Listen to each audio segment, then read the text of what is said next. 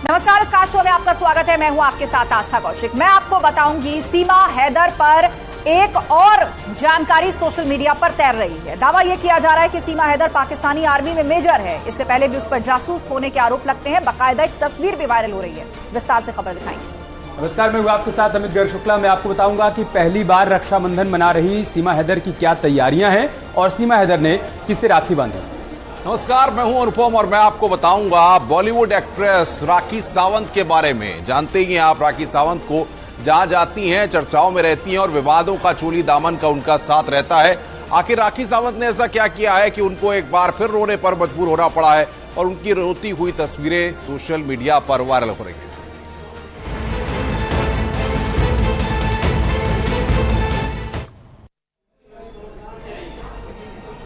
सीमा हैदर जब से पाकिस्तान से भारत आई है, उस पर आईएसआई का एजेंट होने का आरोप लगा है। सोशल मीडिया में सीमा हैदर को लेकर तमाम तरह के दावे किए जाते रहे हैं और ताजा दावा यह सामने आया है कि सीमा हैदर पाकिस्तानी आर्मी में मेजर है। इसे लेकर एक तस्वीर भी है जो सोशल मीडिया पर वायरल हो रही है। आपको पूरी रिपोर्ट दिखाते हैं।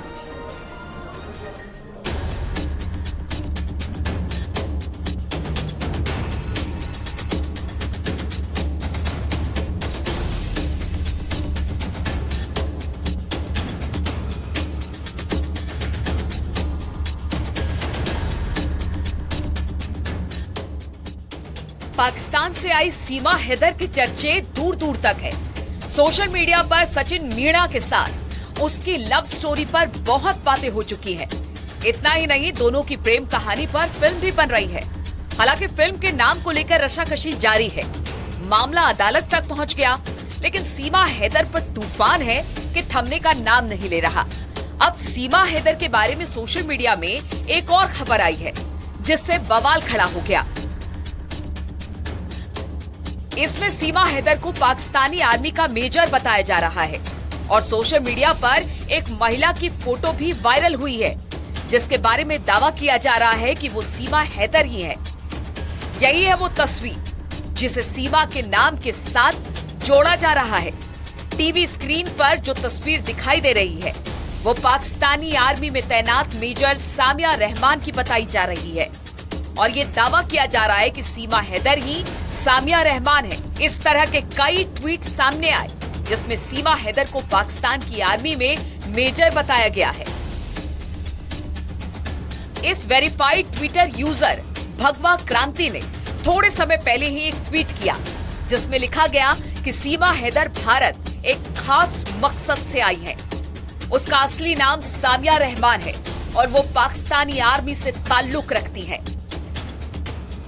इसमें ये दावा है कि सीमा आर्मी से खुफिया एजेंसी आईएसआई में गई है और जिसका उद्देश्य भारतीय युवक को प्रेम जाल में फंसाकर भारत में बसने का था। दावा तो ये भी है कि सीमा बाद में जाली दस्तावेजों के जरिए भारतीय सेना में भर्ती होकर खुफिया सूचना पाकिस्तान में अपने आकाओं को भेजती है। ऐसा ही एक और ट्वीट सामने आया है। इंदू नाम के वेरीफाइड अकाउंट से इस ट्वीट में भी सीमा हैदर को सामिया रहमान बताया गया था और कहा गया है कि मिडिल ईस्ट के देशों से सीमा हैदर के बारे में जानकारी हाथ लगी है। इस ट्वीट में लिखा गया कि सीमा हैदर जिन 4 बच्चों को अपने साथ लाई है, वो भी उसके नहीं है। सोशल मीडिया में इसी तरह के ढेरों दावे भरे पड़े हैं। हालांकि बीच में खबर आई थी कि सीमा के चाचा और भाई पाकिस्तानी सेना में है, जिसे सीमा हैदर ने स्वीकार भी किया। लेकिन फैक्ट चेक करने के बाद ये सामने आया कि जिस महिला को सीमा हैदर बताया जा रहा है, वो पाकिस्तानी आर्मी में है। उसका नाम सामिया रहमानी है। उसने संयुक्त राष्ट्र शांति सुरक्षा के लिए भी काम किया है। पाकिस्तानी टीवी सीरियल में काम किया। लेकिन सीमा हैदर और सामिया रहमान अलग अलग शख्सियत हैं। दोनों तस्वीरों का आपस में कोई कनेक्शन नहीं है। सीमा हैदर की शक्ल कुछ कुछ सामिया रहमान से मिलती जरूर है, इसलिए लोग ट्वीट कर रहे हैं, लेकिन दोनों अलग अलग बताए जा रहे हैं। भारत में एक तबका ऐसा भी है जो सीमा हैदर से सहानुभूति जता रहा है। सीमा हैदर खुद को भारतीय संस्कृति के रंग में ढालती हुई दिखाई देती हैं। वो कभी 15 अगस्त के दिन आजादी की खुशी मनाती हैं, तो कभी तीज के त्योहार के लिए व्रत रखती हैं। लेकिन वही भारत में दूसरा तबका ऐसा भी है जो इसे सीमा हैदर का फरेब बताता है। पाकिस्तान के उसके चुपचाप बिना वीजा के आने पर भारी एतराज है। पाकिस्तान से एक महिला नेपाल के रास्ते भारत बेहद आसानी से पहुंच जाती है, वो भी सबकी आंखों में धूल झोंककर। कई दिन वो अपने प्रेमी सचिन के साथ भारत में रह भी चुकी होती है। किसी को कान खबर तक नहीं होती, लेकिन जब सच्चाई से पर्दा उठता है तो सीमा पर उंगली उठती है। सीमा को आईएसआई की एजेंट भी कहा गया है। अब सोशल मीडिया में उसे पाकिस्तानी आर्मी में मेजर भी बताया जा रहा है। फिलहाल सीमा हैदर ग्रेटर नोएडा के रबुपुरा वाले घर में सचिन मीणा के परिवार के साथ रह रही हैं। सीमा के 4 बच्चे भी वहीं पर रह रहे हैं।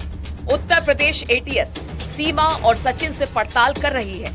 हालांकि अभी तक कुछ निकला नहीं है, लेकिन जांच एजेंसियों को सीमा के खिलाफ पुख्ता सबूत मिलने का इंतजार है। Bureau report, news 18।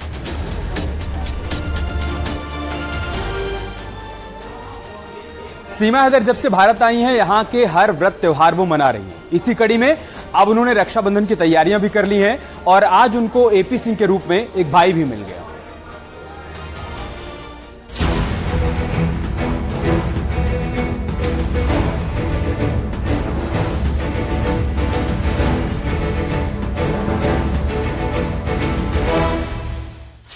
सीमा हैदर कभी 15 अगस्त की खुशी मनाती तो कभी तीज का व्रत रखती, कभी चंद्रयान की कामयाबी के लिए देश को शुभकामनाएं देती, तो अब रक्षाबंधन भी बेहद नजदीक है और अब सीमा ने उसके लिए पूरी तैयारी कर ली है।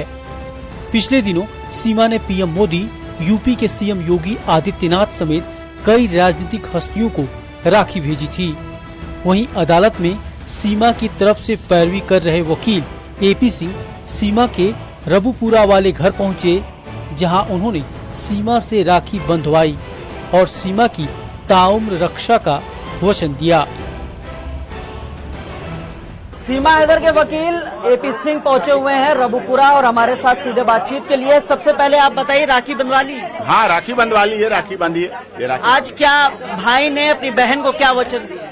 वचन दिए हैं, हमारे वचन है बहन को कि बहन के दुख, हमारे देश की परंपरा है, रीति रिवाज है, पद्धति है, संस्कृति है, कल्चर है कि बहन के दुख भाई के दुख हो जाते हैं और भाई के सुख बहन के सुख हो जाते हैं। ऐसी हमारी रीति रिवाज है और मैं बहन को पूरे हाथ से, दोनों हाथों से बधाई देता हूँ, खुशी देता हूँ, वचन देता हूँ, पूरे वचन देता हूँ कि मेरी बहन को जब भी कभी इस भाई की जरूरत पड़ेगी, किसी तरह से भी तन मन धन से अपनी बहन के साथ हूँ और उसकी संपन्नता और खुशी के लिए साथ हूँ। आज एपी सिंह आज भाई के रूप में आज पहुंचे हैं, क्या क्या लेकर पहुंचे? बस बहन के यहाँ भरे घर जाना, हाथ भर के जाना चाहिए, जिससे बहन का घर भरा रहे, उसके बच्चों में, उसके परिवार में खुशहाली रहे। इसलिए भरे हाथों से आए हैं और उसके साथ ये खुशी रहे। इस तरह से ऐसे होना चाहिए, यही हम चाहते हैं और यही बहन को हम आशीर्वाद देते हैं और यही बहन हमारी दुआएं देती है। बहन हमें याद करती है दुआओं में, इसलिए कि खुशियां रहे, स्वस्थ रहूं और ये सब कर। सीमा हैदर भी भाई की तरफ से मिले आश्वासन से खुश दिखी और एपी सिंह का आभार जताया। सीमा, आज पहली बार आप राखी बंधा रही हैं, राखी बांधी अपने भाई को किसी को? बिल्कुल, जिंदगी में पहली बार और पहली राखी मैंने इनको बांधी। कितनी खुशी है, एक भाई हिंदुस्तान में मिल गया आपको? बहुत खुश हूँ मैं, हद से ज्यादा खुश हूँ और भाई भी डॉक्टर एपी सिंह सर जैसे मिले हैं तो मैं बहुत खुश हूँ। हद से ज्यादा खुशी हो रही है क्योंकि मैंने इनको राखी भेज दी थी, तो माता जी के कहने पे आज मेरे घर पे चल के आए तो मेरी खुशी दुगनी हो गई। खुशी दुगनी हुई है। भाई से कुछ वचन लिए?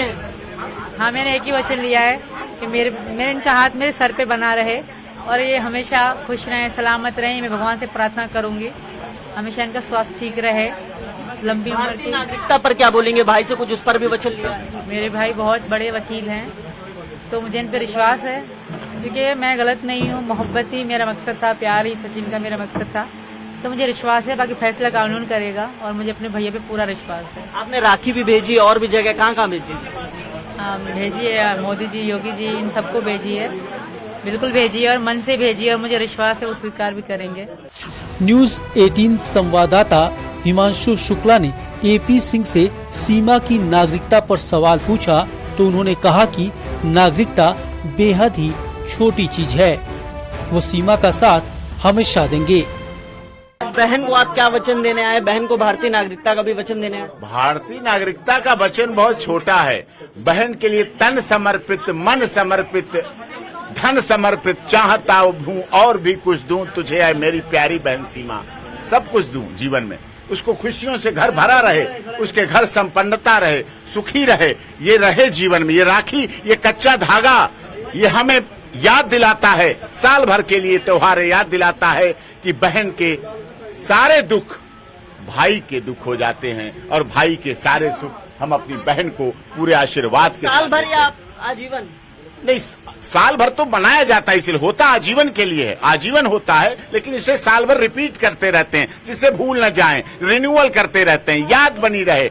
जैसे साल में आप घटनाओं का जिक्र करते हैं, आप तो बहुत बड़े चैनल के, तो घटनाओं को करते हैं, ऐसे ही रक्षाबंधन पवित्र त्योहार है, भाई बहन का त्योहार है। और इस देश के असामाजिक तत्वों को भी संदेश देना चाहता हूं कि भाई बहन के त्योहार से सीख लें, और ये सीख ऐसी है कि हमारे देश को एक नई प्रगति की ओर ले जाती है और नई। वहीं सीमा ने पाकिस्तानियों से भी रक्षाबंधन मनाने की अपील की है। भाई भी मिल गया है, रक्षाबंधन भी मना लिया है, आप पाकिस्तान से भारत भी आ गई है, यहाँ रह रही है। आज पाकिस्तान को क्या मैसेज देना चाहेंगे? आज के दिन में यही मैसेज दूंगी कि रक्षाबंधन का दिन है, पाकिस्तानियों को कहूँगी तुम भी एक भाई बहन का त्योहार बना लो भाई। दो ईद नहीं, भाई बहन का भी होना चाहिए। बहुत अच्छा लग रहा है क्योंकि रक्षाबंधन बहुत प्यार का दिन है, बहुत अच्छा दिन है। मैं बहुत खुश हूँ सर। सीमा भारत में अवैध तरीके से पहुंची। कई लोग उस पर अभी उंगली उठा रहे, लेकिन सीमा फिलहाल खुद सनातन धर्म से जुड़ाव दिखा रही। अब उसने रक्षाबंधन की तैयारी की है।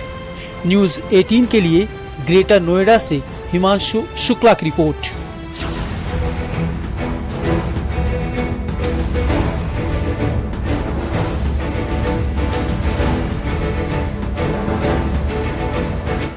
और इस बीच एक बड़ी खबर आ रही है, झांसी से बड़ी खबर आ रही है। उत्तर प्रदेश के मुख्यमंत्री योगी आदित्यनाथ को महिलाओं ने राखी बांधी है।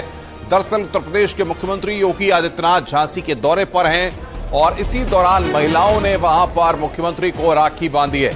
ये तस्वीर आप देखिए, रक्षाबंधन के पर्व से पहले ये तस्वीर आपकी स्क्रीन पर हम दिखा रहे हैं कि महिलाओं ने मुख्यमंत्री योगी आदित्यनाथ को राखी बांधी है। ये तस्वीर आप देख रहे हैं, झांसी दौरे पर मुख्यमंत्री हैं और तमाम लोग वहां पर मौजूद और मुख्यमंत्री को महिलाओं ने राखी बांधी। उत्तर प्रदेश में कानून व्यवस्था का जो मसला था, महिला सुरक्षा का जो मसला था, उस पर योगी आदित्यनाथ ने जिस तरीके से काम किया है, महिलाएं अपने आप को सुरक्षित पाती हैं और इसीलिए देखिए महिलाओं ने मुख्यमंत्री योगी आदित्यनाथ को राखी बांधी है।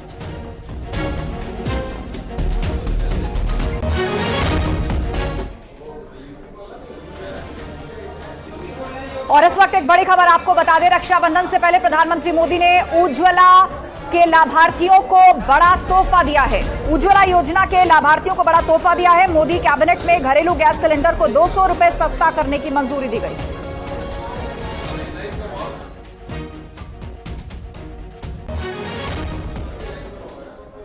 और सीएम योगी आदित्यनाथ इस वक्त लोगों को संबोधित कर रहे हैं। सीधे आपको वहीं पर लेकर चलते हैं। झांसी से तस्वीरें सामने आ रही हैं। केंद्रीय मंत्री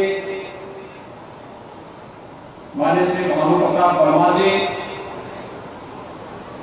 प्रदेश सरकार ने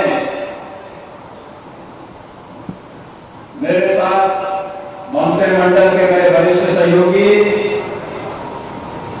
जल शक्ति मंत्री श्री स्वतंत्र देव सिंह जी, लोकप्रिय सांसद अनुराग शर्मा जी, प्रदेश सरकार के मंत्री श्री मनोहर लाल पंत मोटोरी जी, महापौर झांसी श्री बिहारी लाल आर्य जी, जिला पंचायत अध्यक्ष श्री पवन गौतम जी, हमारे माननीय विधायकगण श्री रवि शर्मा जी, राजीव परिषा जी, जवाहरलाल राजपूत जी, श्रीमती रश्मि आर्य जी, श्रीमती रमा निरंजन जी, डॉक्टर बाबूलाल तिवारी जी, भारतीय जनता पार्टी के जिला के अध्यक्ष श्री जमुना प्रसाद कुशवाहा जी, महानगर अध्यक्ष मुकेश शर्मा जी, पूर्व मेयर रामदेव सिंगल जी और राष्ट्रीय खेल दिवस भारत माता के जिस महान सपूत की स्मृतियों को समर्पित है। आज का दिन भारत के हॉकी के जादूगर कहे जाने वाले मेजर ध्यानचंद जी का पावन जन्मदिन है। मंच पर मेजर ध्यानचंद जी के सुपुत्र अशोक कुमार जी भी यहाँ पर उपस्थित हुए हैं और अभी मुझे राष्ट्रीय खेल दिवस के अवसर पर भारत के हॉकी के पूर्व ओलंपियंस का मुझे सम्मान करने का सौभाग्य प्राप्त हुआ है।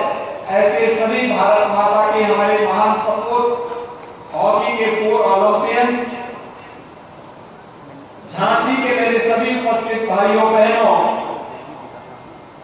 आज एक साथ कई कार्यक्रमों के साथ मुझे सहभागी बनने का अवसर प्राप्त हो रहा है। मैं इस अवसर पर भारत माता के महान सपूत, भारत के हॉकी के जादूगर कहे जाने वाले मेजर ध्यानचंद जी की स्मृतियों को नमन करते हुए भारत माता के इस महान सपूत को प्रदेश सरकार और प्रदेश वासियों की ओर से विनम्र श्रद्धांजलि अर्पित करता हूं। भाइयों बहनों, हम सब जानते हैं कि भारत के राष्ट्रीय खेल हॉकी में 1928, 1932 और 1936 में 3-3 गोल्ड मेडल दिलाने वाला हॉकी का महान जादूगर न केवल एक उत्कृष्ट खिलाड़ी था, बल्कि भारत माता के प्रति अथाह सम्मान और श्रद्धा का भाव उनके मन में भरा हुआ था। कहते हैं जब 1936 में भारत ने ओलंपिक में गोल्ड मेडल जीता था, तब जर्मनी के चांसलर ने उन्हें जर्मनी की नागरिकता देने और कर्नल की उपाधि से सम्मानित करने के लिए उन्हें ऑफर किया था। लेकिन हॉकी के इस जादूगर ने करने कहा, मैं जैसे भी हूं, मैं भारत के लिए खेलता हूं, अपने देश के लिए खेलता हूं। और उन्होंने एक झटके में इस प्रस्ताव को ठुकरा करके भारत के प्रति अपने अनुराग को व्यक्त किया। आप मेरे लिए ये कहते हुए गौरव की अनुभूति हो रही है। ये बुंदेलखंड की झांसी की धरती वीर और वीरांगनाओं की धरती हो रही है। महारानी लक्ष्मीबाई के नाम से आज भी हर वीरांगना, हर वीर अपने आप को गौरवान्वित महसूस करता है। लेकिन जब खेलों की बात आती है तो मेजर ध्यानचंद जी का नाम बड़ी श्रद्धा और सम्मान के साथ हर भारतीय देता है। और झांसी की धरती का सौभाग्य है कि इस धरती ने मेजर ध्यानचंद जी को पैदा किया। इस धरती से उन्हें आगे बढ़ने का अवसर प्राप्त हुआ और इस धरती के माध्यम से न केवल राष्ट्रीय स्तर पर बल्कि अंतर्राष्ट्रीय स्तर पर भी उन्होंने ख्याति अर्जित की। इस अवसर पर राष्ट्रीय खेल दिवस के रूप में मनाने की घोषणा हुई है। आदरणीय प्रधानमंत्री मोदी जी ने भारत के सर्वोच्च खेल पुरस्कार को मेजर ध्यानचंद जी को समर्पित किया है। और भाइयों बहनों, उत्तर प्रदेश सरकार अपना प्रदेश का पहला स्पोर्ट्स यूनिवर्सिटी मेरठ में मेजर ध्यानचंद जी के नाम पर ही बना रही है। मैं इस अवसर पर भारत माता के इस महान सपूत की स्मृतियों को नमन करते हुए उन्हें विनम्र श्रद्धांजलि अर्पित करता हूं। आज यहाँ पर हम लोगों ने, मैं भी जब यहाँ पे आया था स्मार्ट सिटी मिशन के अंतर्गत और मेजर ध्यानचंद जी के म्यूजियम और लाइब्रेरी का उद्घाटन का कार्यक्रम के साथ साथ झांसी की 1900 करोड़ रुपए से अधिक की परियोजनाओं का लोकार्पण और शिलान्यास का कार्यक्रम भी संपन्न हुआ है। हमारे जनप्रतिनिधियों ने समय समय पर जब मांग यहाँ के लिए की, यहाँ के विकास के कार्यक्रम को आगे बढ़ाया। उन सभी कार्यक्रमों का शिलान्यास और उद्घाटन का कार्यक्रम भी संपन्न हुआ। तो इसके साथ ही यहाँ पर पहली बार प्रदेश में हम लोगों ने एकलव्य क्रीड़ा कोष की स्थापना की है और 23-24 के लिए 125 राष्ट्रीय और अंतर्राष्ट्रीय खिलाड़ियों को फेलोशिप देते हुए 32,35,000 की रुपये उनके खाते में डीबीटी के माध्यम से अभी अंतरण किया गया है। इस अवसर पर मैं उन सभी खिलाड़ियों को भी हृदय से उनका अभिनंदन करता हूं जिन्होंने अंतर्राष्ट्रीय स्तर पर देश का नाम किया, राष्ट्रीय स्तर पर उत्तर प्रदेश को गौरवान्वित किया।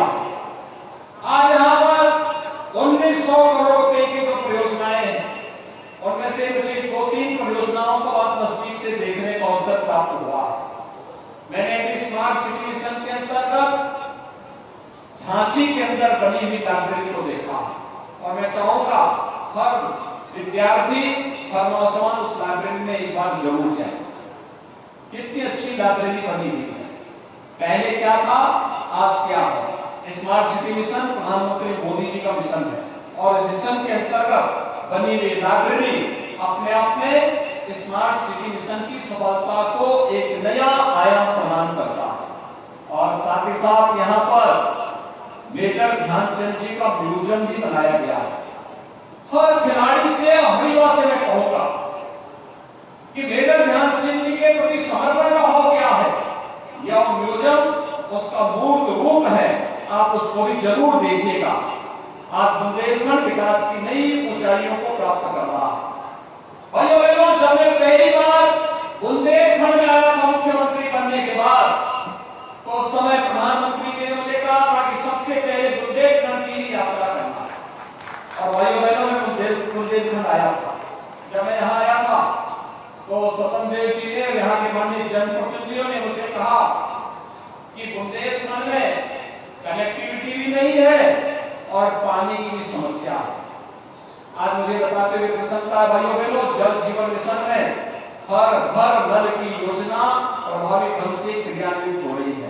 हर घर की योजना जल जीवन मिशन में आज प्रभावी ढंग से लागू होने जा रही है और कुछ ही दिनों के अंदर हर घर तक आरओ का पानी हम लोग पहुंचाने में सफल होंगे।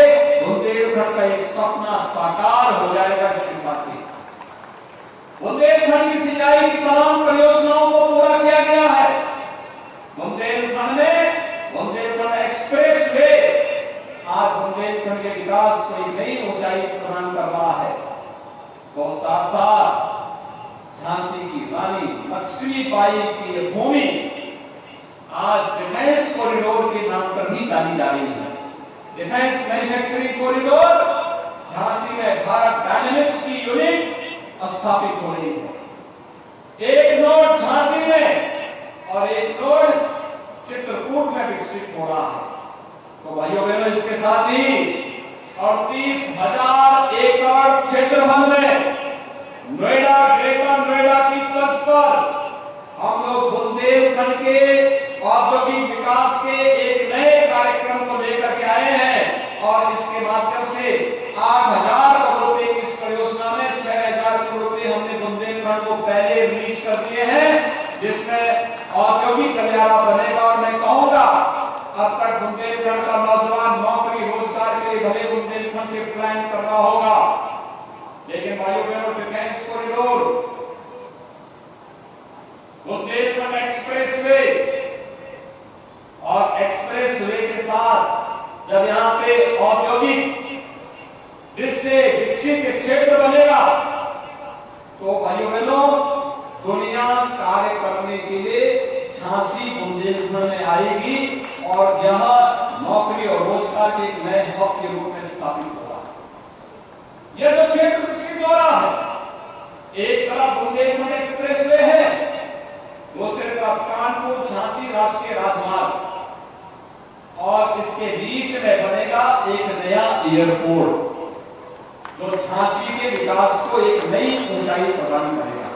और एक बुंदेलखंड पहला क्षेत्र होगा जिसके पास 2 एयरपोर्ट होंगे।